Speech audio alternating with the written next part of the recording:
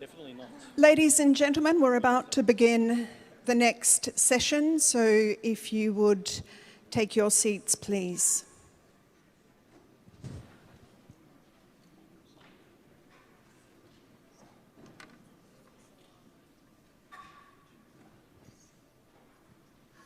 Hello and welcome to high-level session 2, Evolving Trends in Misinformation and Disinformation. I'm Deborah Steele, the Director of News at the Asia Pacific Broadcasting Union based in Kuala Lumpur, and a former journalist and news editor at the Australian Broadcasting Corporation.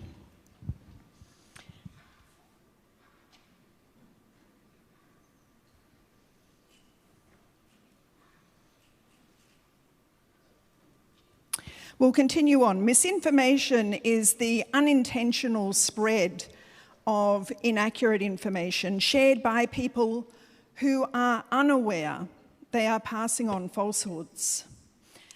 Disinformation is deliberately falsified content that aims to deceive. It is a deliberate act. This year, the enormity of the challenge in responding to both has skyrocketed. Generative AI has transformed what is possible and the scale of risk. For decades, AI has automated tasks such as detecting and completing patterns, classifying data, honing analytics, and detecting fraud. But generative AI is a new paradigm. It can reversion and summarize and create new content. Some of it serves a very valid and beneficial purpose, but some is synthetic content. Synthetic content refers to the artificial production, manipulation, and modification of data and media for the purpose of misleading people or changing an original meaning. Examples we have seen already include an image of a bomb blast on the grounds of the Pentagon, a video of the Ukrainian president telling Ukrainian troops to surrender, video of Donald Trump in an orange prisoner jumpsuit, celebrity porn videos, and pictures of Pope Francis wearing a Balenciaga puffer jacket. All of these were, of course, fake, but they looked real. As a result, there's growing concern about the potential use of generative AI to spread false narratives, to spread lies and disinformation. There are new developments in generative AI almost every day, and predicted timelines have been smashed. In some cases, innovations that were predicted to take 5 years took less than 6 months. And so we can expect a massive surge in online content of this type, or what has been described as a tidal wave of sludge. This is happening at a time when information consumption continues to be highly polarized. This is exacerbated by the way in which online algorithms determine what you see. Content that aligns with your pre-existing beliefs, limiting exposure to other perspectives, thereby reducing critical thinking and reinforcing echo chambers. Most people don't realize their feeds are determined by algorithms, and they don't even realize they're in an echo chamber. The echo chamber effect not only amplifies the spread of misinformation, it also makes it difficult to engage in constructive conversations based on accurate information. All of this at a time when, as we heard in the first session, public trust in institutions is sliding in many countries. And this is why we're here today, to get the balance right between the opportunities presented by new technologies and platforms and the need to limit risks. Addressing misinformation and disinformation requires a multi-pronged approach, from improving media literacy to making a political commitment to protect the integrity of information sharing systems. It requires regulatory measures and technological interventions, including authentication tools. So now, to our panel. And first of all, let me say we have an apology from Salima Ba, the Minister of Communication, Technology and Innovation in Sierra Leone. Unfortunately, she is unable to join us today, so she has sent her apologies. To the rest of our panel, Mr. Tatsuhiko Yamamoto, Professor of Keio University Law School. Dr. Ms. Vera Jourova, European Commission Vice President for Values and Transparency, whose work includes ensuring democratic systems are protected from external interference. Ms. Maria Ressa, journalist, editor and founder of Rappler.com and the 2021 Nobel Peace Prize laureate. Ms. Randy Michel, Director of Technology and Democracy at the White House National Security Council. And my fellow Australian, Mr. Nick Suzor, member of the Meta Oversight Board, the body that people can appeal to if they disagree with decisions Meta makes about content on Facebook or Instagram. So let's start with our first question, Mr. Tatsuhiko Yamamoto, Professor at the Keio University Law School. Advancements in generative AI are producing new information with a higher degree of complexity. What's the impact on disinformation and misinformation? はい、ありがとうございます。 Thank you very much. I just want to speak in Japanese because this is my language. Well, generative AI is a very tasty, poisonous apple. That's how I call it. Why I did so? Because generative AI content has some biases or mistakes or wrong information. In other words, poisons are embedded. However, on the other hand, it's smooth and it's very tasty. It tastes like something that human prepared for you, so you can keep on eating one apple to another. So I would say this is very close to very tasty, poisonous apple. Now this poison, however, is going to eventually apply our cognitive process so that we won't be able to make our independent decision-making for ourselves. And also, if people are poisoned, those who are poisoned, if they speak something, or the generative AI which contains poison are used as a teacher AI, the training data, then the poison would actually infect all of the society. So that's the concern that I have. And also, generative AI can have the misinformation or disinformation in a very large quantity instantaneously. So the information tsunami can be created, or tsunami of disinformation can be created by the generative AI. So our challenges, therefore, are becoming very complicated. So this is a hallucination of the entire society. Then collective hallucination can happen. Hallucination can happen. So that's something I would call. Maria, to you. Thank you.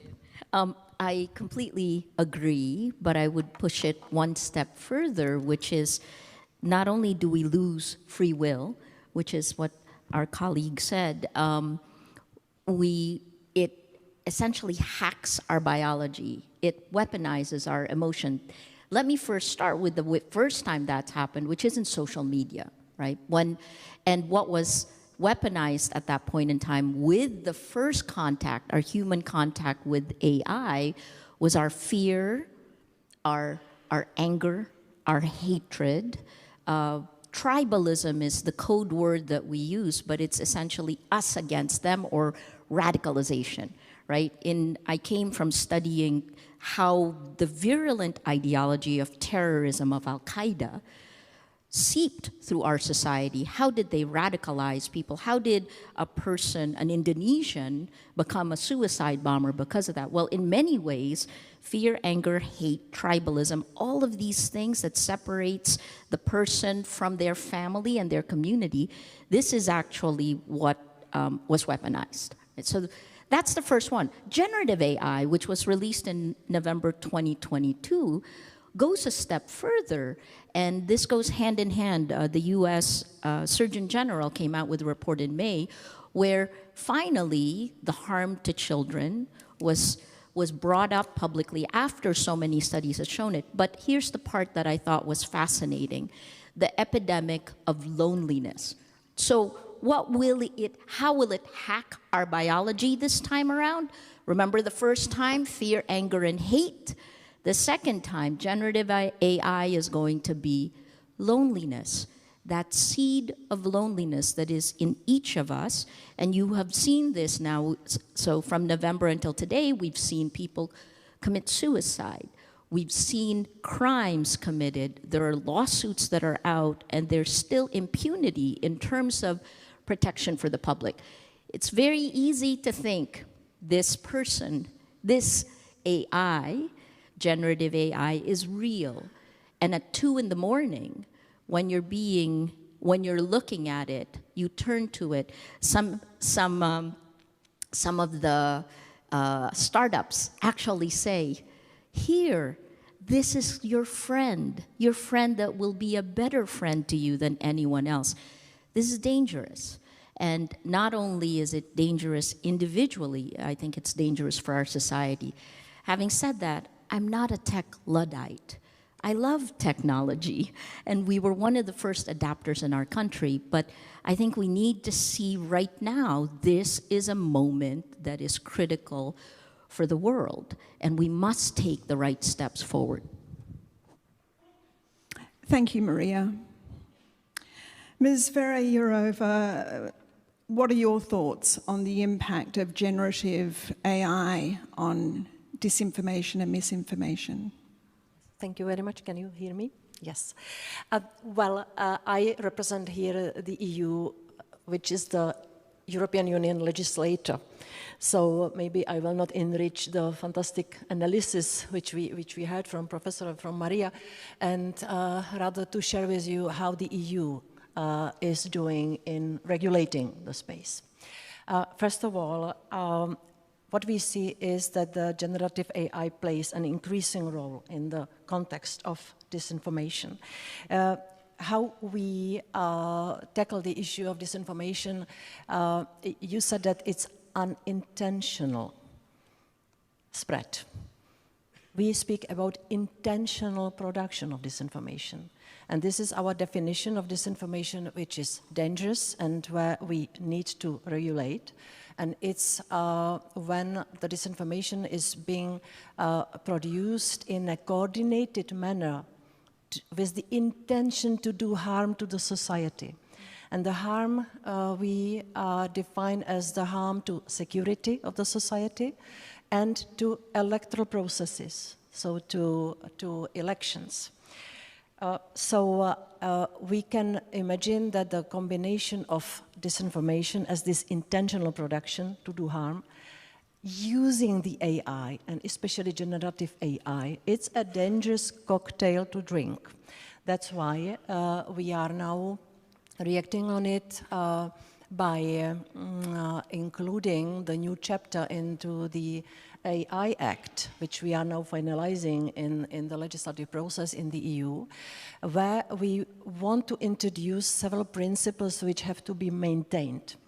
First of all, that the AI must not start to govern the people. The people have to always govern the AI, which means that the human beings are at the beginning of the development of the technologies, over the life of technologies, so having the chance to look into the algorithms and to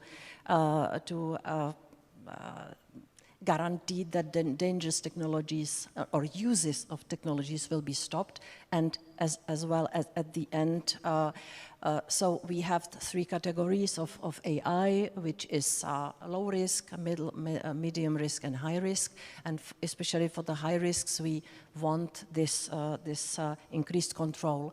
Also we have several case uses which are unacceptable in the EU legislation.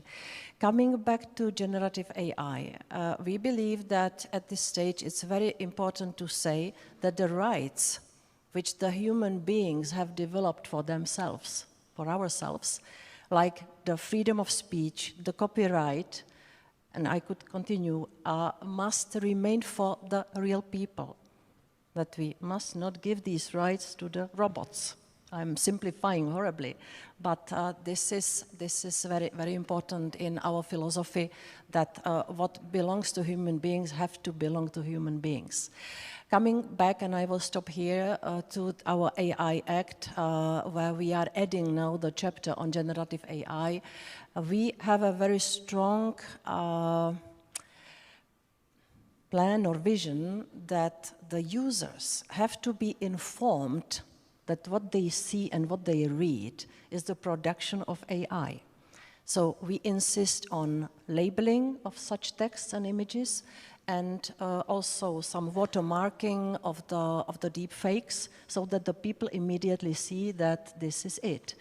And also the deep fakes use in the for instance, electoral campaigns, in case they have the potential to radicalize the society or heavily manipulate the voters' preferences, in my view, they should be removed or stopped. But this is still in the making. We are now discussing with the co-legislators. Thank you. Thank you. Ms. Randy Michelle, Director of Technology and Democracy at the White House National Security Council, what are your thoughts on this? First, I want to thank the organizers of IGF and of this timely panel for having me here today. It's an honor to share the stage with such distinguished panelists. I want to thank all of you for being here to discuss such an important issue. Generative AI technologies lower the cost and increase the speed and scale with which bad actors can generate and spread mis- and disinformation, including deepfakes and other forms of synthetic material.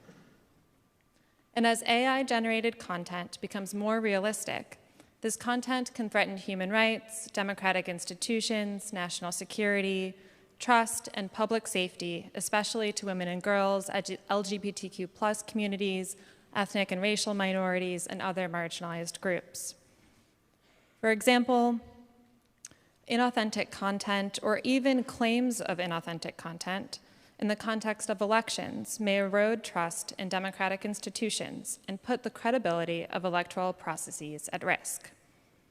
In fact, just recently in Slovakia, a deepfake appeared to portray audio of a political candidate discussing how to rig the election. While the media was able to fact-check the recording, the audio was released during a 48-hour media moratorium ahead of the election, presenting unique challenges to address the synthetic content. In response to these evolving risks around the world, the US government is working to increase transparency and awareness of synthetic content. The Biden-Harris administration has secured voluntary commitments from 15 leading AI companies to advance responsible innovation and protect people's rights and safety. This includes a commitment from these companies to develop mechanisms that enable users to understand if audio or visual content is AI generated, including issuing and authenticating content and tracking its provenance, labeling AI generated content, or both for AI generated media. Building off of that, we are working to develop guidelines, tools, and practices to authenticate digital content and detect synthetic content. We're working to build the capacity to rapidly identify AI-developed or manipulated content, while at the same time sufficiently labeling our own government-produced content so that the public, including the media, can identify whether content that claims to be coming from the US government is in fact authentic. These measures include, for example, digital signatures, watermarking, and other labeling techniques. Together, these efforts will help us implement safeguards around AI-generated media that could mislead or harm people. But the US government alone cannot protect people from the risks and harms posed by synthetic or manipulated media. We need to work together with our partners and allies to ensure that these safeguards are implemented around the globe. And it was great to hear my colleagues from the European Commission speak about this as well. We hope that other nations will join us in these efforts to establish robust content authentication and provenance practices. By working together, we're hoping to establish a global norm that enables the public to effectively identify and trace authentic government-produced content and identify artificial intelligence-generated or manipulated content. And most importantly, we are prioritizing engagement with civil society, academia, standard-setting bodies, and the private sector on this issue. Forums like today's are an important opportunity to bring together a wide range of stakeholders. President Biden and Vice President Harris have repeatedly convened top AI experts, researchers, consumer protection advocates, labor and civil society organizations on this topic, and we look forward to many more conversations to come. Thank you. Thank you very much. Nick Suzor, what's your perspective as a member of the Meta Oversight Board? Thank you, and thanks to the panelists so far for articulating, a really quite concerning set of issues that are seriously challenging our existing responses to content moderation, but also the authentication, the flow, the trust of media in our ecosystem. I want to start by apologizing. I know we're only 2 or 3 hours into day 0, but I'm going to take us, I want to make 2 points that I think will really, or that I hope to maybe provide a little bit more technical detail, but also more pointed set of challenges for us. It's easy, I think, to talk about AI and generative AI at a high level. What gets really complicated is as soon as we start to unpack the types of responses that we've spoken about, the types of content that we've spoken about, the types of relationships that we've spoken about. So the first point is mis and disinformation. The introduction to the panel provides a way of thinking about these two things as separate concepts, that disinformation is intentional and misinformation is not. Now, that distinction, it makes sense when you're thinking about rules and punitive regimes and attributing fault to people for spreading intentionally disinformation. But when you look at how disinformation spreads, it spreads through the actions of both malicious actors, but also, mainstream media, social media platforms that are optimized for engagement, ordinary users who are just participating in the debates of the day, and they all play a huge role in enabling harmful false material to circulate.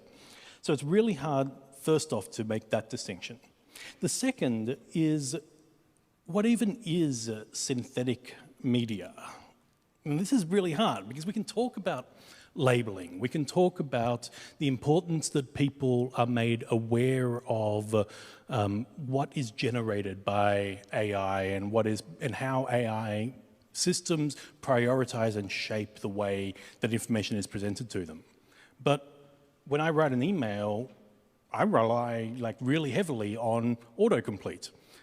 When I take a photo, I use a lot of post-processing. If I'm removing someone's face who I no longer want to be associated with before I post it. Now, it's not very long where we live in a world where all media fits that description. All media is manipulated. And so there is an internal limit, I think, to where we can get to with with approaches that focus on labeling and authenticity, when we have to accept that the changes, the innovations that we've seen over the last year with generative AI, a lot of them are here to stay. People are going to find really cool, interesting, useful uses for them. And so we need to make sure that we don't, that we're not confusing, I guess, the issues when we start to figure out what sort of solutions might work in one context and making sure that they're appropriate for the digital age. That's going to be tough. Wonderful, thank you. Just at this point, I would like to remind everyone that the number that you see in the top of your screen is the time allocated to speakers. So if you are wondering why they're not expanding further on some points, it's because of the timekeeping that we're trying to do to manage this discussion. Moving on now to the next question, and to you, Mr. Yamamoto. Public concerns over misinformation have long existed, coming into view more recently in the context of political campaigns and disinformation. Where are we now in combating misinformation and disinformation online? What are the lessons learned so far? はい、ありがとうございます。もう私は2つ。Thank you very much. I believe there are two directions that are now beginning to appear. One is that the issue has become more serious than before, and the second is that we're beginning to see lights of hope. So they are actually divergently different directions. But the issue has become serious because the attention economy, which is the business model of the platform economy, has become so predominant. The attention economy meaning, I'm sure you know about the attention economy, but it means that we're in this flux of information, in this flood of information, against the amount of information that's supplied to us. The time that we can devote to pieces of information is very limited, and therefore focusing on such valuable information is creating a business. And so it can but rob the engagement, robbing or stealing the engagement and the eyes and ears of the user has become priority. And so we have algorithms and recommendation systems which are now more and more sophisticated to steal users' time. And that has led to the echo chamber and filter bubbles. And this is leading to the amplification of misinformation and disinformation. And under the attention economy, fake news or disinformation can win engagement, higher engagement, which will mean it can win more profits and therefore tends to be disseminated more. And that's really aggravating the situation. On the other hand, we do see signs of hope, and that is that this information pollution, the issue and awareness of this information pollution is now shared across borders, and also there is collaboration and cooperations amongst the public and the private sector, and there's a consensus on improving data literacy and education. And the issue of mis and disinformation should be, I believe, understood as a structural issue. The structural ecosystem of the attention economy must be dealt with. at the roots, I believe. So that's one point. Also, we have to tackle with the structure and the ecosystem. And to do that, for example, technological standardization may be one way. A multi-stakeholder, the OP, original profiler. OP stands for original profiler, which means it's an accredited. It's to place the original profiler OP on authenticated data that's generated by authenticated organizations. And so that sort of a technological standard must be discussed at the global level, and also literacy education will be very important. I believe this will become critical if we want to tackle this structural issue. Thank you. Thank you very much. Quite so. The issues of media literacy and, as was mentioned in the first panel this morning, the importance of public understanding of these issues are key to helping to reduce the risk. Nick, from your point of view, what are the lessons learned so far? I think, well, it's been a busy few years for mis and disinformation, from election interference and into a global pandemic. There's a lot of pressure around the world for platforms and tech companies to come up with things that actually work.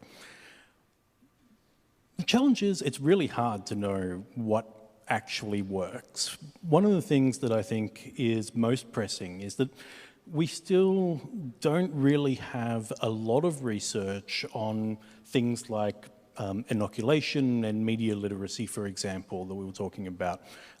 Absolutely, increasing people's ability to detect and understand and correctly interpret the media that they're presented with is a really important goal. We've seen during the global pandemic we've seen a couple of things that I think you could draw out as lessons. That one, tech companies can do something, right? For a long time, tech companies have said that they don't want to get involved in questions of truth, in questions of content and opinion. The urgency of responding to disinformation in the context of the COVID-19 pandemic made it impossible for tech companies to continue down that road. So I think we're at an interesting point now where it's clear that tech companies do have a role, but also that role is highly controversial. And the requirements of tech companies to make decisions about how people talk, particularly if you, as you go into more of the disinformation side of that spectrum, is incredibly complicated. Tech companies have become good at using, say, spam reduction techniques and so on to recognize coordinated, inauthentic behavior. But what to do about people spreading falsehoods? That's a social question, and we don't know really what the answer is. I want to put in a plug. On Tuesday, the Oversight Board is going to announce that we're taking a case about a post by a Facebook user. We're posting a digitally altered video of the US President Biden. And this video has been around for a while, but the board has we'll have a public comment process because this is really a conversation that we have to open up. It cannot be a conversation that is left to tech companies and to technical solutions, because the problems ultimately are social problems. So I really want to encourage people here, if you can, to help us out, because as we start to work through, I think the board's an exciting way that we can bring some of these issues to light and bring forwards the conversations, the sophistication of that conversation. I'd really appreciate the input from those of you in the room, and certainly those on the panel, if you can help us figure it out. But there are big, outstanding social questions about where we draw the limits between parody and satire, between acceptable and non-acceptable imitation, between acceptable and non-acceptable speech on private platforms, particularly in election contexts where that's so important, not just in the US, but around the world. I'm sure you'll get lots of ideas from your other panellists shortly. Moving on, women and girls, refugees, racial and ethnic minorities, and LGBTQ plus people usually bear the brunt of harm caused by online disinformation and misinformation intended to target them. And just a couple of weeks ago, we saw the case of Spanish schoolgirls being misrepresented in porn videos. Given current trends, what can we do to protect and empower these communities? And what tools can they use to protect themselves? Farah, would you like to go first on this one? Well, I have so many things to say on the previous topic, but I will be disciplined and answer what you ask about. Well, with social media and internet, we unfortunately see incredible increase of shameful practices, and they have usual victims: women, especially women in public space, politicians, journalists, judges, the leaders of the NGOs. When they open their mouths on internet, they are immediate targets of horrible attacks. LGBTIQ people, of course, every kind of minorities, everyone who is different from who, different from what, answer yourself, are the immediate targets. And when we see such level of aggression, of course the law has to react. And in the EU, we have a very strict rules. What's illegal? And these are aggressive and very often illegal attacks. It's not about satirical or offensive content. No, it's these are the messages and reactions inciting violence. It's illegal in the EU.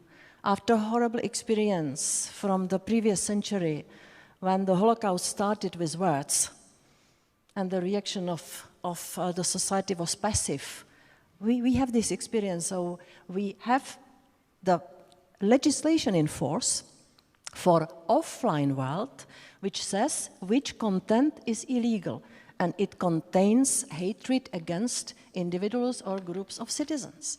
So our mantra in the EU is what's illegal offline has to be treated as illegal online as well. And here comes what the professor mentioned, like, and how did you say it? Attention economy. I would call it dirty business. When, of course, for those who are running the algorithms, the big tech, for years, they were making big money on hatred and alarming news and apocalyptic visions, and of course also dangerous disinformation.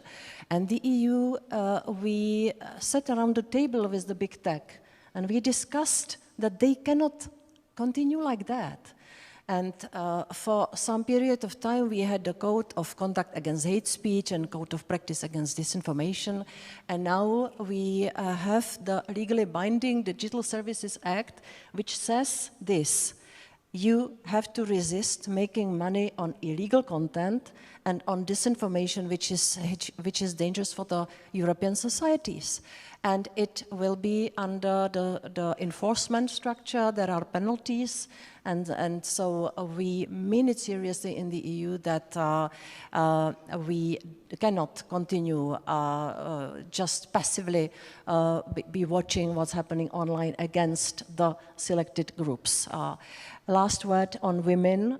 For me, the Digital Services Act is not enough, so I proposed the first ever European Directive against violence against women, which contains very strong chapter about or on the digital violence and it is now in the legislative process. And I believe that once the law enforcement authorities, like police and prosecutors in the EU member states, will have these laws in their hands, they will enforce more the fulfillment of the rules, which should protect women and everybody else who is the target.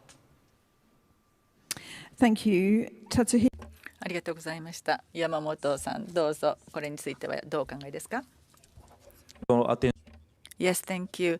Well, Bear-san used the word attention economy, and that I used earlier, but under this business model, hatred and also fear, as well as anger, I think, can gain more engagement. Therefore, in that sense, under the attention economy, the communities that you referred to are placed in a very vulnerable situation. And I think that was the case in the physical, real world, and now that will become more serious in the online world.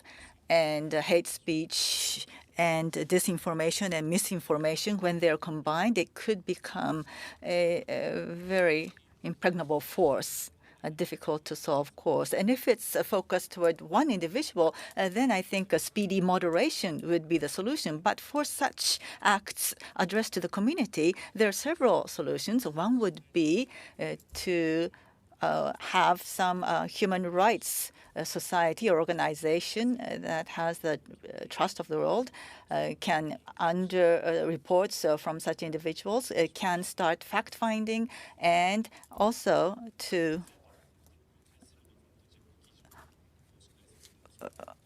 as an organization, issue an article on the fact-finding results of such mis- and disinformation as a reputed organization. And these fact-checking articles must be read. So for that, the platform companies should be engaged, I think, to enlist their cooperation so that we can issue these articles. And I think it'll be the responsibility of these platform companies to provide fact-checking articles on misinformation and disinformation to the community, and then also to feature them prominently. And I think that that would be their responsibility, I believe. Now, if I may cite a case of Yahoo Japan, which is a news platform here in Japan. And they have the Japan Fact Check Center, which was established last year. And they will also be sharing articles issued by such a center. So international fact-checking organization and the enlisting of media platform companies, I think, would be critical. Terrific. Thank you very much. Maria, your thoughts, please. So many. I mean, let me pick up, from Professor Yamamoto, let me just pull up some of this stuff and I will hit my 3 minutes. So first, when he says structural design, it is the design. It is by design meant to spread lies faster than the facts, right? So in 2018, MIT said lies spread 6 times faster, but now, in a new world that we have today, it's probably significantly worse because all of those safety measures have been rolled back. Twitter, now X, Facebook, now Meta, they've changed their names, but it's gotten worse. So that's the first step. And Veer talked a little bit about the victims of it, that this is illegal in the real world. The online violence is real world violence because your mind, your person on the cell phone is the same as the person walking in the real world. There's only one person that's being influenced by all of this. And I think the key part to this, let me, with all respect to Nick, I have many friends on the oversight board, but I think what we've seen from the platforms is the 3 Ds: deny, deflect, and that leads to delay, which means more money, right? This is, if more lies spread than facts, you don't have facts, you can't have truth, you can't have trust. This is part of the reason it is significantly worse, and that's only the first generation contact. Finally, with what Randy said, voluntary is nice. We tried it in 2016 through 2018, and it didn't work. So the question is, what can we do differently today? Because the harms are going to be significantly worse. And again, if you don't have facts, you don't have truth, you don't have trust, you don't have integrity of elections. And if you don't have integrity of elections, you get statistics like what we have right now. VDEM in Sweden matches Freedom House in the United States, but VDEM pointed out that last year, 60% of the world is now under authoritarian rule. This year, that number went up to 72%. 2024 will be the tipping point of the world. Thank you, EU, for the laws that are coming out, but I joke and say it is the race of the turtles, while the technology is coming out every 2 weeks. Right? It's agile development. We must move faster. I sit on the leadership panel of the Internet Governance Forum, so you can see how pushy I can get. We must move faster. And we cannot rely on the tech companies alone because their motive is profit. We must move. And again, thank you. The EU is putting in place things that frankly are still too late. 2024, look at the elections. Taiwan in January, it's getting clobbered by disinformation from China right now. In February, Indonesia, the world's largest Muslim population, the son-in-law, former President Suharto, is the front runner, so you may have a repeat of the Philippines. If elections were held today, you have the EU coming up, maybe Canada, the UK, you have, of course, the United States. Anyway, I can't list all of them. It's just, we are there, folks. This is it. We're looking at the abyss. And not to mention the answer to that question, which is, who are the ones who are harmed the most, are the most vulnerable. The ones where institutions are weaker, the global south, the ones who are first responders. Last, I'm at 42 seconds over.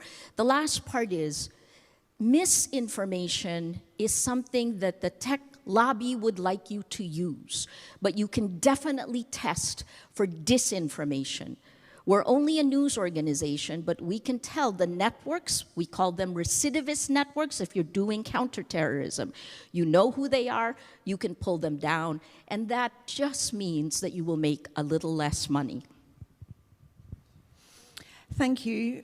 Nick, you're next, and just a reminder, the focus for this discussion, we move on to regulatory measures further on, but the focus for this is what can people in minority groups, in groups that are discriminated against, what can they do to help protect themselves? So I'm going to try to be brief and reclaim some of my time that I went over in the last two responses, and I will stick to the question. I think the first thing we need to do if we're thinking about where next is acknowledge, recognize that power matters, that any technology that is built and machine learning technology that learns from an existing system of hierarchy, a world that is unequal, will likely perpetuate and, if it's useful, often exacerbate those inequalities. So with that in mind, I think when we're talking about responses, when we're talking about how we can help marginalized users and vulnerable communities, I think one of the things that often gets lost in this debate is that acknowledgement, that it matters. It matters where the speakers are, who the speakers are, what sort of power they have, what sort of networks they have. It matters who the targets are, whether there is continual existing risk of exacerbating violence. Context matters. But this is something that's been, very, very difficult for tech companies, I think, to grapple with. When tech companies generally provide error rates for their machine learning classifiers, for example, they're only high-level figures. And you can say, we can classify hateful content with a 98% accuracy, and we can remove 100 million pieces of content before anyone even sees it. That actually doesn't help address this major problem. If power matters, then it is incumbent on the tech companies to do more to proactively look at how their tools are being used against and by marginalized communities. This is one of the things that when we keep talking in terms that are neutral, when we disregard power, we lose on this point. I think it's incredibly important that we continue. We know that vulnerable people experience a greater proportion of abuse and misinformation. We know that people from marginalized backgrounds have a harder time seeking a remedy and dealing with it. Given those things, why aren't we doing more proactively to ensure that the systems that we're building are built with historical inequality in mind? The systems we are building have built-in safeguards against perpetuating hierarchy.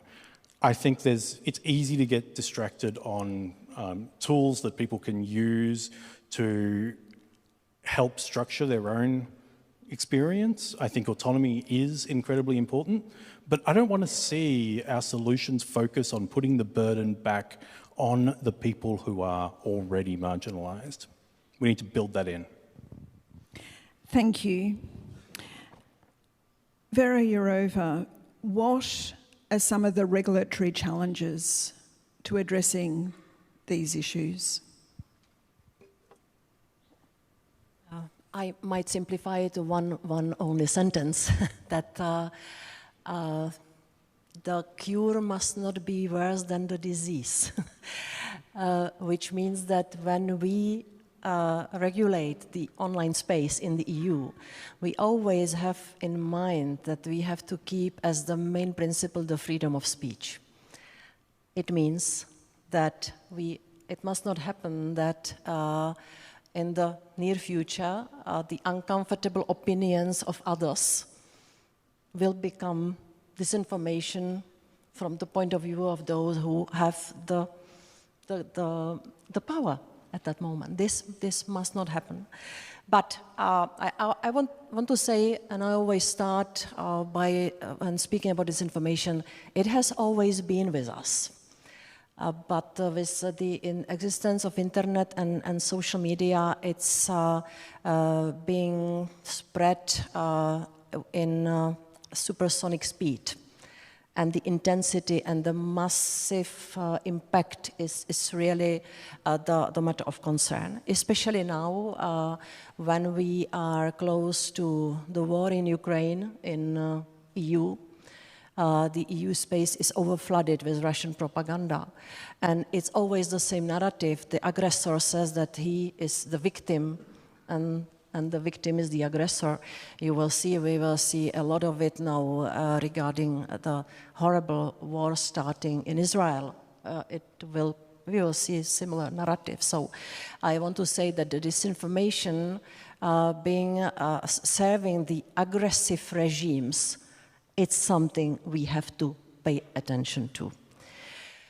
Coming back to the time of peace, regardless of the wars, we started in the EU to apply the code of practice against disinformation, which is a voluntary commitment of mainly big tech, which cooperate with us on increasing the fact-checking in all our member states.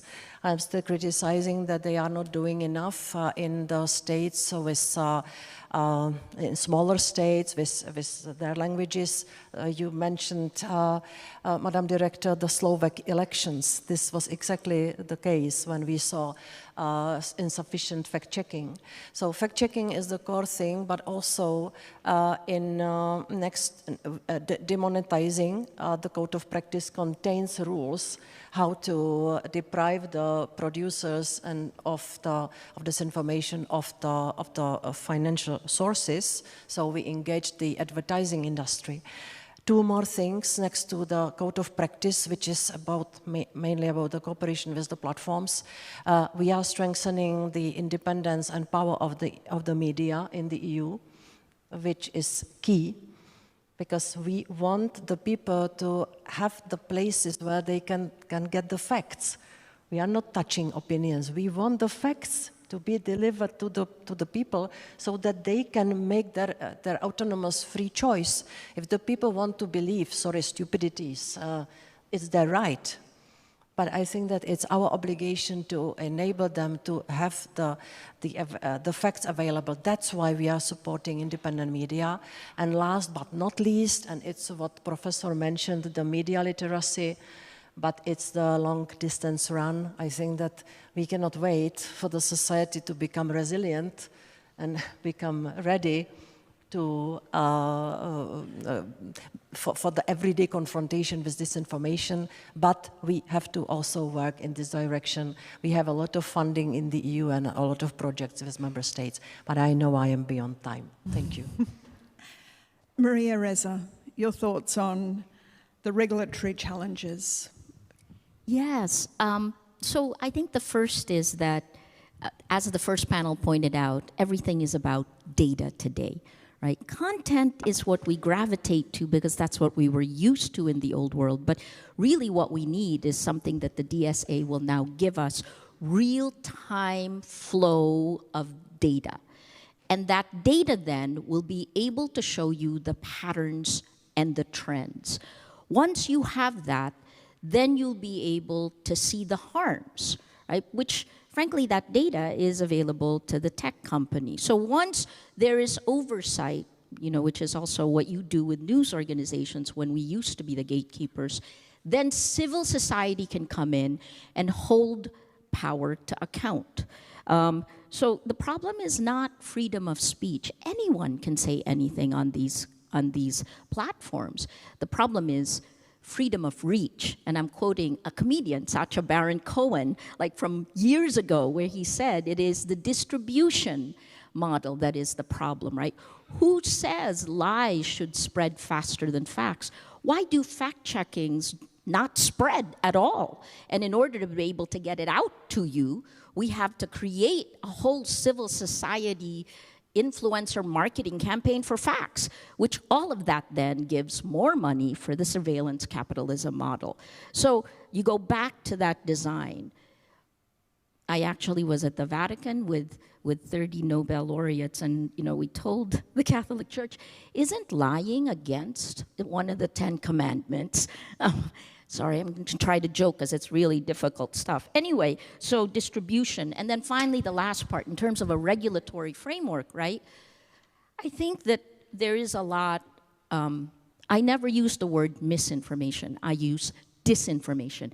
It is, as does Vera, right? We agree on this because it is the insidious manipulation. In the Nobel lecture in 2021, I called it toxic sludge because it is laced with fear, anger, and hate. And it will be worse with generative AI, right? Because in order to fight that AI arms race, you're going to need AI to fight AI. It is beyond our comprehension. We could talk about this more later in terms of how generative AI is now exponential compared to the... So what needs to happen? It's really simple. There's a huge lobby to try to convince you it is difficult. You don't need to know how to build an airplane to regulate the air industry. You don't need to know how to build this hall in order to put in place safety measures to make sure the building doesn't fall down around us. So it's a simple thing. We need transparency, which is what the DSA is looking to give. I would suggest we move it beyond just academics, because civil society, journalists, this is where we will look for accountability. And then the second thing is, what is, how do we define safety in the public sphere, right? Because think about it like this. It's almost like during the COVID, if there were no regulations in place for pharmaceutical companies, I gave vaccine A to that side of the room, and then this side of the room, I gave vaccine B. There's no law against trying it out in the public sphere in real time, right? Oh, vaccine A people, so sorry you died. We have these examples globally. It's dangerous. A toaster, Cambridge Analytica whistleblower said this, a toaster, in order to get in your home, has more safety regulations than what we carry with us everywhere we go. So stop the impunity. Transparency, accountability, that means roll out the code. But if there's a harm that happens, you're accountable. Thank you.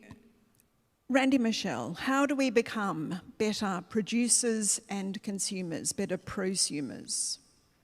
I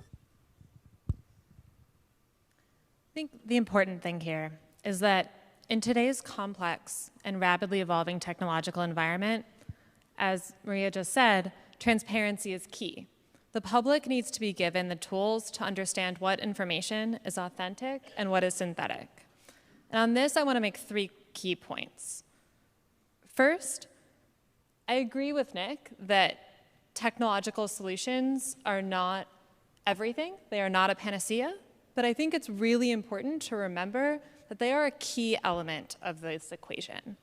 And in that discussion, I think differentiating between falsehoods and synthetic content is really important. While falsehoods is a public conversation, as you alluded to, synthetic content is something that we can identify and label. And granted, there is still conversation needed about how exactly to define synthetic content, but that's something we can work towards. The Biden-Harris administration believes that companies that are developing emerging technologies like AI have a responsibility to ensure that their products are safe, secure, and trustworthy. And the voluntary commitments are a key part of that. The second point I want to make is in response to your point about voluntary commitments. Certainly agree that is not sufficient. And that's why the Biden-Harris administration is currently developing an executive order that will ensure the federal government is doing everything in its power to advance responsible AI and manage its risks to individuals and society. And the administration will also pursue bipartisan legislation to help America lead the way in responsible innovation while mitigating risks or harms posed by this technology. And the third point I want to make is regarding the bottom-up approach that Nick was alluding to. And what is the second component of the technological solutions, the civil society aspect, the empowering communities component. Building resilience requires a bottom-up approach. At the Second Summit for Democracy, the U.S. Agency for International Development and the State Department announced the Promoting Information Integrity and Resilience Initiative, which will enhance technical assistance and capacity building to local civil society organizations, media outlets, and governments around the world, providing the tools and training to develop effective identification and response measures. Now, these 3 things together are key and are necessary combined to build the resilience throughout the world that we need to address these kinds of threats. Governments need to do our part to ensure the public can verify our authoritative government information, while at the same time the dynamic digital ecosystem will require continuously evolving technology, regulations, and international norms.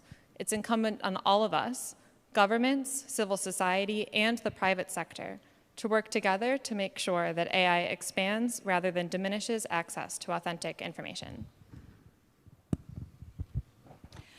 Maria, how do we become better producers and consumers in this age?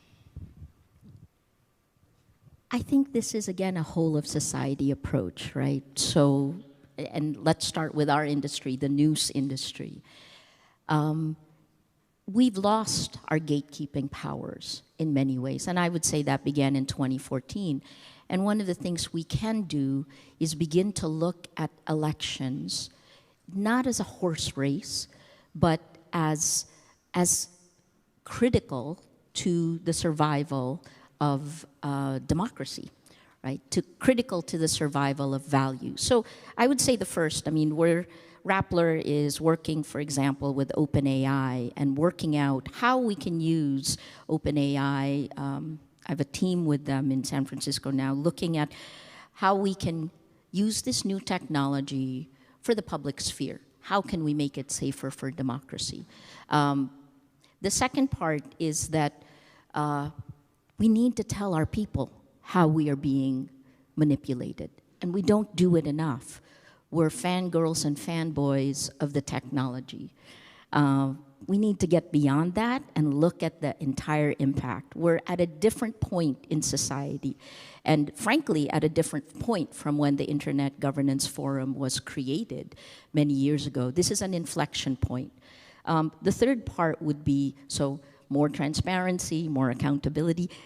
We have a lot of values now that have come out.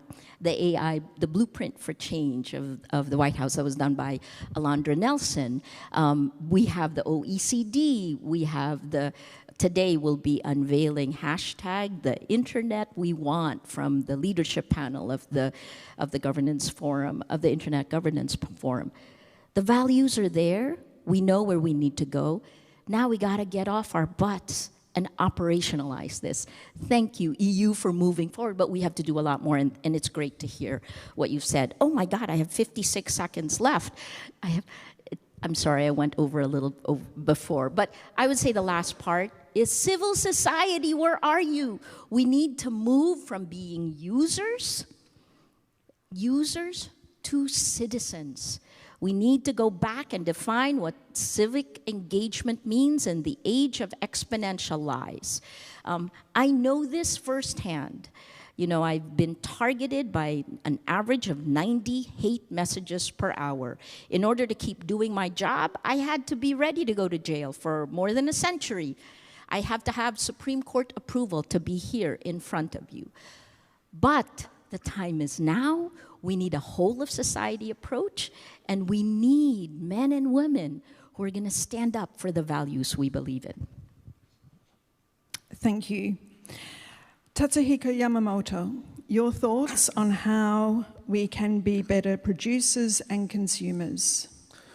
はい、まずやはり Yes, thank you. Well, as has been mentioned by many speakers before, literacy is critical.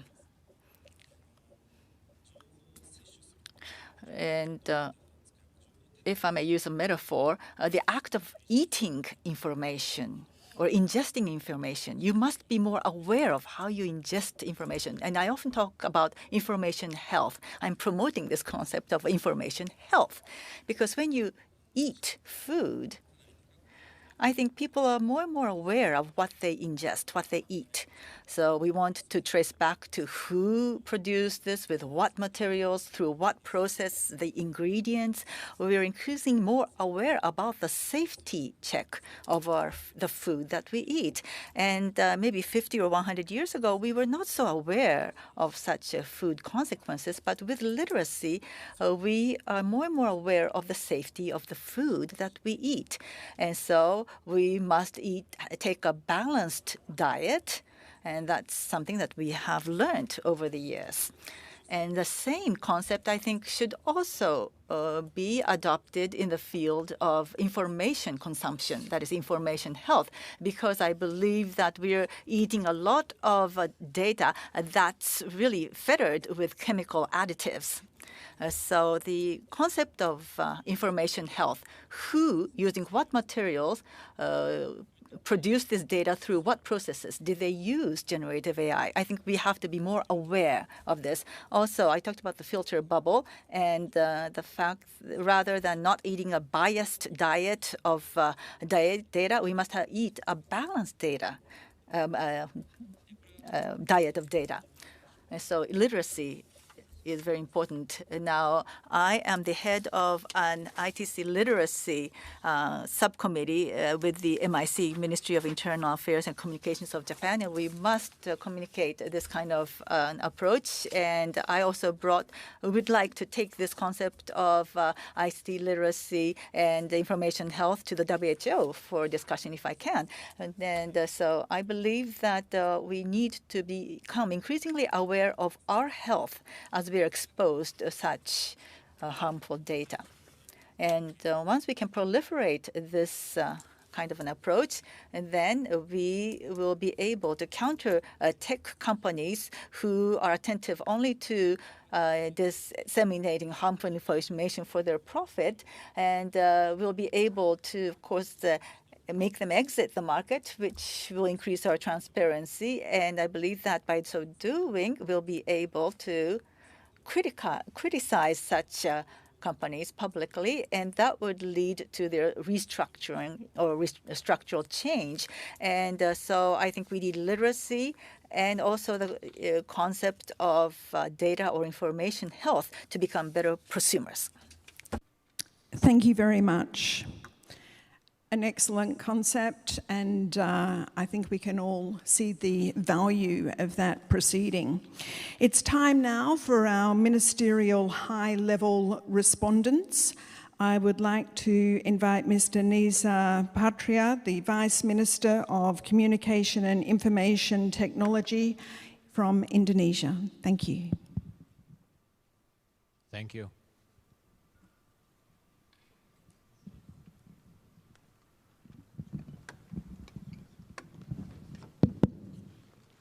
Thank you. Excellencies, distinguished speakers, and delegates, ladies and gentlemen, good afternoon. First of all, thank you for having me to be a part of this panel. Indonesia is very glad to be able to share our story in the hope of nurturing our collective effort in countering misinformation and disinformation. As we all know, with the increased internet usage, the distribution of false information to misdirect of public opinion also increasing, especially with the emerging of generative AI. In 2021, the Indonesian Central Statistical Agency report 62% of Indonesian internet users reported saying information or content on social media or online news outlet that they believe to be false or dubious. Many of them also doubting the accuracy of news they read in the social media. This is of course concerning since it might polarize our society, although Indonesia is noted as one of the countries that believes AI might bring positive impact to their livelihood. Responding to such situation as one of the world's largest democracy in Southeast Asia, Indonesia has been very active in promoting effort to counter misinformation and disinformation. Through the Ministry of Communication and Informatics at the national level, we have developed a comprehensive strategy to counter misinformation and disinformation by establishing national digital literacy movement. At the upstream level, the banking hooks at the intermediate level, as well as supporting law enforcement activities at the downstream level. On the regional level, ASEAN has adopted the ASEAN Guidelines on Management of Government Information in Combating Fake News and Disinformation in the Media. This framework acts as a roadmap for the member states to better identify, respond, and prevent the spread of false information. Against such backdrop, I stress the importance of countering misinformation and disinformation through following measures. First, we need our society to be more digitally literate, especially to be able to do pre-banking of disinformation. Only through this way, we can better equip the people not to fall into being a victim of false information. We must not, I emphasize, we must not let the bleak history of when our society fell into the false information on vaccines and COVID-19 happen again. Second, admitting that our digital ecosystem can no longer relying on the economic that incentivizes the spread of misinformation and disinformation. We must do better in developing a governance that incentivizes productive, meaningful, and accurate information instead. Last but not least, we shall intensify our cooperative efforts to further technological adoption that is useful to counter disinformation and misinformation, especially in facing the emerging technologies such as generative AI that accelerates the generation of synthetic information on digital ecosystem. Indonesia believes through collaboration, we can nurture our society to be more resilient on the emerging technologies that might threaten our society and our well-being. Thank you. Thank you very much. Next, Mr. Paul Ash, Prime Minister's Special Representative on Cyber and Digital in New Zealand. Thank you. Kia ora tātou katoa. Ngā mihi nui kia koutou. Thank you for the opportunity to be here today. I don't have a prepared statement. What I would like to do is just reflect a little of what I think I've just heard and posit some ideas about where we might go next. We've heard from the panel today some significant issues about the timing that we have to grapple with the fact that while mis and disinformation, however you define them, was previously an issue, the rise of new AI systems has really sped that issue up, and I think there's a really important takeaway for us there in terms of how we focus on finding solutions together. The second thing we've heard is the impact, the disproportionate impact on affected communities, particularly women and girls, particularly members of the LGBTQI+ community, particularly refugees and migrant communities. And we've heard the importance of involving them in solutions from the very beginning of the process, difficult though that can be sometimes to find participatory environments that work well for them. I think we heard a clarion call from Maria Ressa and for others about the need for urgency. If the statistic that 72% of states are now in an authoritarian situation is correct, then out of the 193 member states of the United Nations, that means that there are 44 that are not. And of those, many of them are challenged at the moment by the impacts of disinformation and of influence operations on their institutions and societies. That means we're starting from a really difficult place to start with.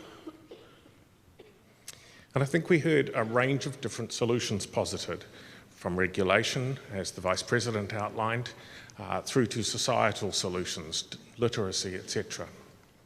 But what I also think we heard was that none of those in and of themselves is actually going to be sufficient to solve this problem.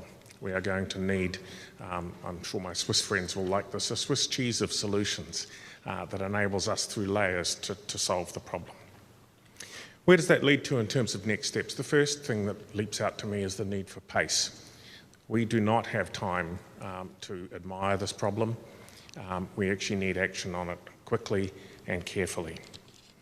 The second, and it came out from this panel but also elsewhere, is the need for influence, for leaders who will speak up for the values that we share and that are under threat as a consequence of disinformation. We also heard of the need for whole of society solutions, that citizens can participate in them, that actually governments can work alongside industry, civil society, the technical community. That phrase, "where are you, civil society," was actually quite pertinent as this conversation works through from what is largely a government-centric perspective. We heard about the need for that conversation to be based on common values and principles. International human rights law needs to be at the foundation of that. So too, a free, open and secure internet with as many more adjectives as we need to stick in front of the word internet to make that work. And finally, we heard about the need to operationalise those values in a construct that actually works. We have some experience of that in New Zealand with what happened after the attacks in Christchurch in March 2019. And I'm delighted to see a full panel of Christchurch Call supporters in front of me, those who helped stand up with us against the scourge of violent extremism and terrorism and look for a truly multi-stakeholder response that brought all of those parties together and continues to do so in trying to find solutions. And I think that's probably the lesson I take away from the panel I've heard and from my own experience in this area. This challenge of information integrity, and I use that phrase instead of disinformation and misinformation, the challenge of having confidence in the information environment in which we operate is perhaps the most urgent issue facing us amongst the stack of those involved in the discussions around frontier models, generative AI, foundational models, whatever you wish to call them. Because it has the potential to undermine, if it's not grappled with correctly and well, the very institutions that would enable us to govern all of the other issues that we're going to need to grapple with in the AI environment. and it has the ability, if it's not handled well, to undermine the human rights principles that underpin everything we do. But it also, as Maria Ressa and others have so eloquently articulated, is a step on the pathway from information integrity issues to radicalisation to violent extremism and terrorism. Those two issues are inextricably linked in an age of algorithmic amplification. I guess the one thing I'd say here, and it's something that's come through from this panel very loudly, and I expect we'll hear it from civil society over the next two or 3 days. In closing, I would say one of my mentors taught me as we were doing the Christchurch call work, be less Westphalian in your response. The solution to this will not just be entirely generated by states. It needs to be a solution that industry participates in, because actually, longer term, beyond the next quarterly reports, they have as much of a stake in thriving democracies with human rights underpinning them as anybody else. Same with civil society, coming from a different perspective. And so I'd say as we tackle this together, let's think really hard about the institutions we have and whether they're fit for purpose. Our experience of multilateralism is that often it moves much, much more slowly than technology, and we need to find a way to create truly collaborative, truly multi-stakeholder institutions that build, sometimes from voluntary commitments, into regulation from the ground up. Thank you very much for the expertise and wisdom from this panel. I hope that's somewhat of a distillation of some things that we can take forward from here. Ngā mihi nui ki a koutou. Excellent, thank you very much. We're going to have time now for a 2-minute summary from each of our panellists. 2 minutes only, eyes on the clock. Nick, would you like to begin? Let's go.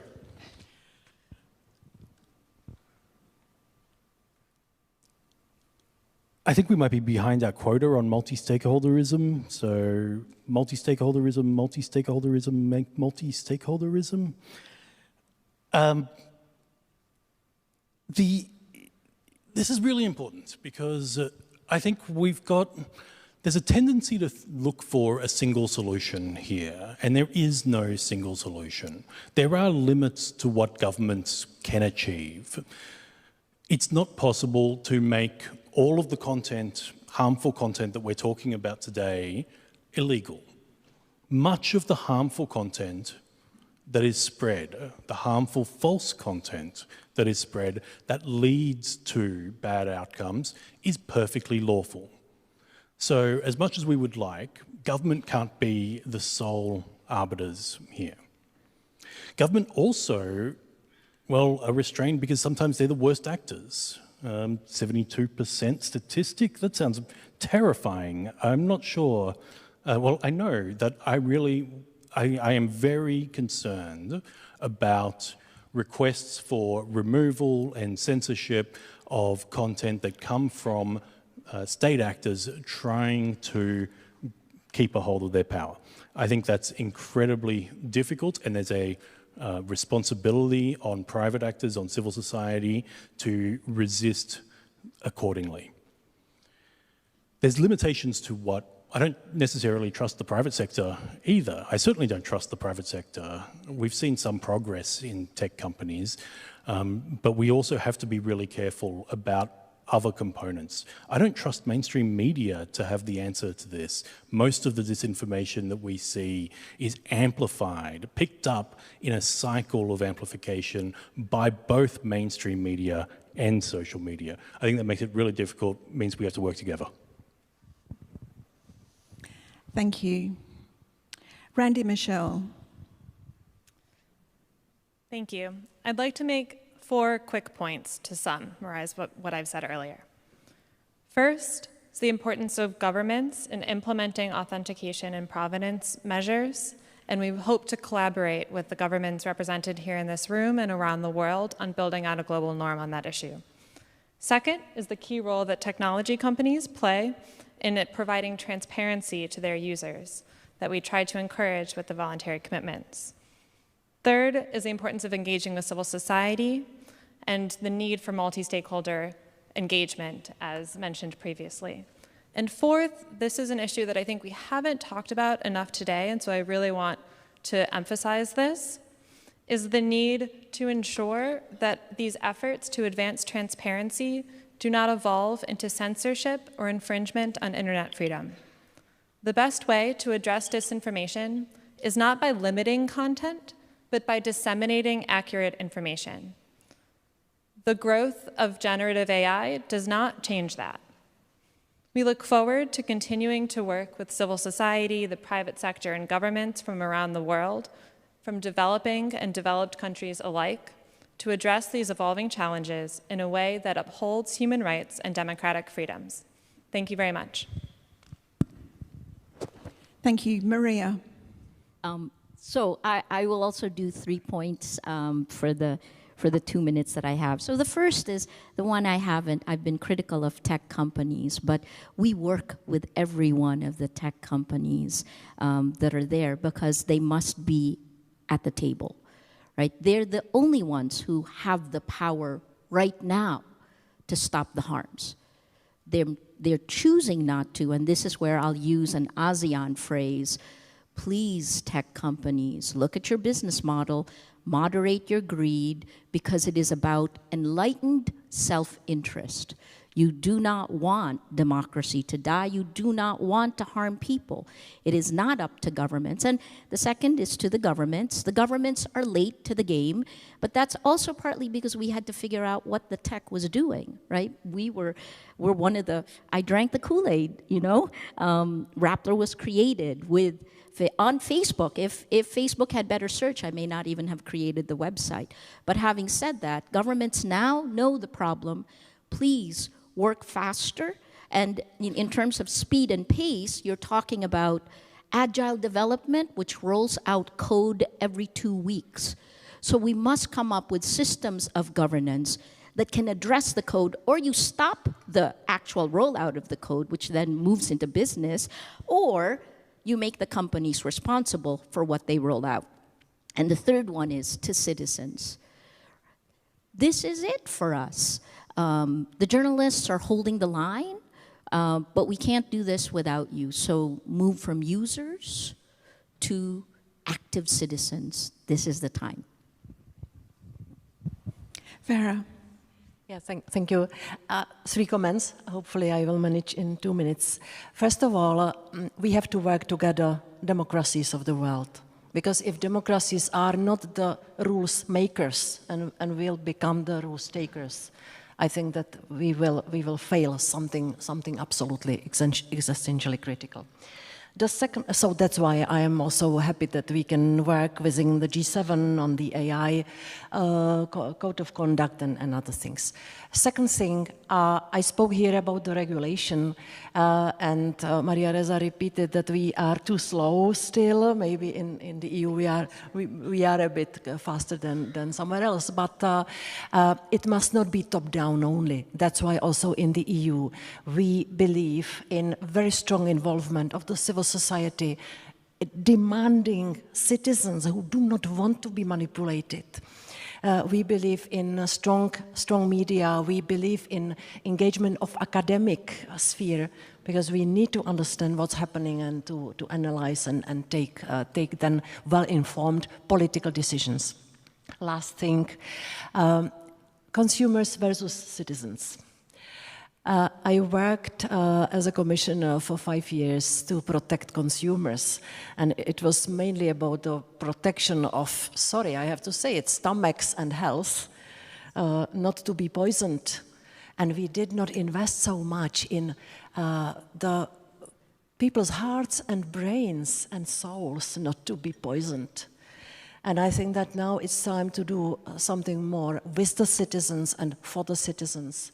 That's why also we are preparing the regulation on transparency of political advertising online before the elections, because we need the citizens to understand what's happening, not to get manipulated, and not to become, from individual citizens who should have free choice, the easy to manipulate crowd, because it could happen very easily online. Thank you.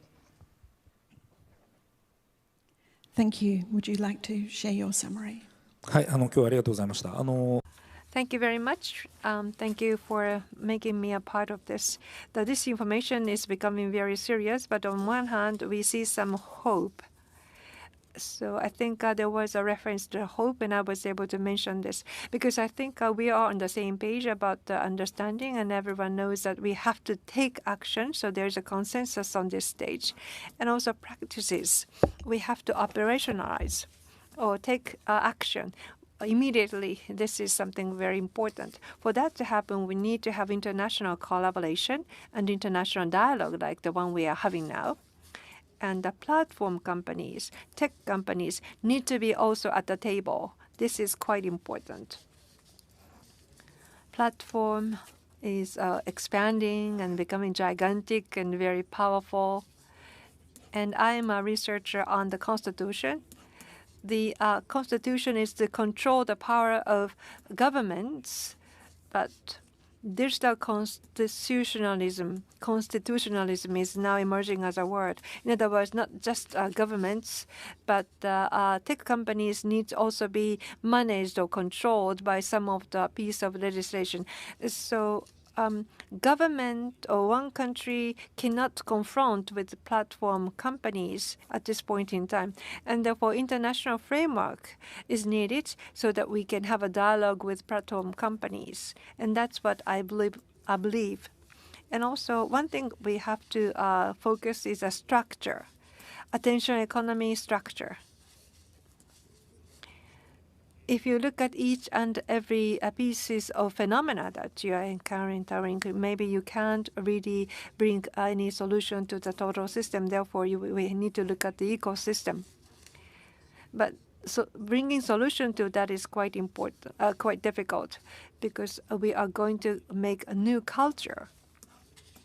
But I have a hope that we can do so together. So we would like to continue discussion and exchange opinions going forward. Thank you very much. Thank you. And to complete Maria's list of elections that we have in the next year, the world's 3 biggest democracies are going to the polls. Indonesia, India, and the United States all have elections in the next 12 months. Please join me in thanking our exceptional panel. Nick Suzor from the Meta Oversight Board, Maria Ressa, 2021 Nobel Peace Prize laureate, Ms. Vera Jourova from the European Commission, Ms. Randy Michelle from the White House National Security Council, and Mr. Tatsuhiko Yamamoto from Keio University. Thank you very much.